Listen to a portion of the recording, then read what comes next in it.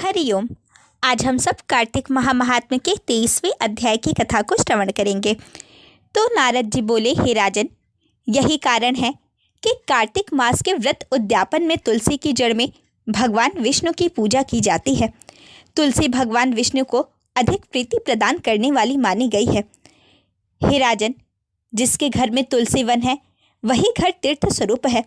वहाँ यमराज के दूत नहीं आते। तुलसी का पौधा सदैव सभी पापों का नाश करने वाला तथा अभीष्ट कामनाओं को देने वाला है। जो श्रेष्ठ मनुष्य तुलसी का पौधा लगाते हैं वे यमराज को नहीं देखते। नर्मदा का दर्शन, गंगा का स्नान और तुलसी वन का संसर्ग, ये तीनों एक समान कहे गए हैं। जो तुलसी की मंजरी से संयुक्त होकर प्राण त्याग करता है वह सैकड़ों पापों से युक्त ही क्यों न हो तो भी यमराज उसकी ओर नहीं देख सकते। तुलसी को छूने से जितने भी कामिक, वाचिक और मानसिक इत्यादि पाप होते हैं वे सभी नष्ट हो जाते हैं। जो मनुष्य तुलसी दल से भगवान का पूजन करते हैं वह पुनः गर्भ में नहीं आते, अर्थात जन्म मरण के चक्कर से छूट जाते हैं। तुलसी दल में पुष्कर आदि समस्त तीर्थ, गंगा आदि नदियाँ और विष्णु प्रभृति सभी देवता निवास करते हैं। हे राजन, जो मनुष्य तुलसी के काष्ठ का चंदन लगाते हैं उन्हें सहज ही मुक्ति प्राप्त हो जाती है और उनके द्वारा किए गए पाप उनके शरीर को छू भी नहीं पाते। जहाँ तुलसी के पौधे की छाया होती है वहीं पितरों की तृप्ति के लिए श्राद्ध करना चाहिए। जिसके मुख में, कान में और मस्तक पर तुलसी का पत्ता दिखाई देता है उसके ऊपर यमराज भी दृष्टि नहीं डाल सकते, फिर दूतों की तो बात ही क्या है।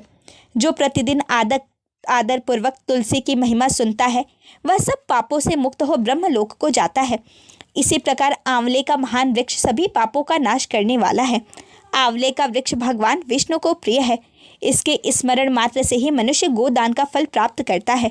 जो मनुष्य कार्तिक में आंवले के वन में भगवान विष्णु की पूजा तथा आंवले की छाया में भोजन करता है उसके भी पाप नष्ट हो जाते हैं।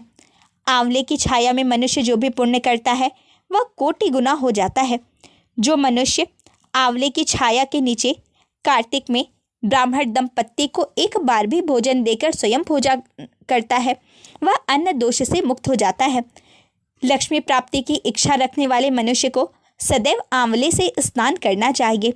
नवमी, अमावस्या, सप्तमी, संक्रांति, रविवार, चंद्र ग्रहण तथा सूर्य ग्रहण के दिन आंवले से स्नान नहीं करना चाहिए।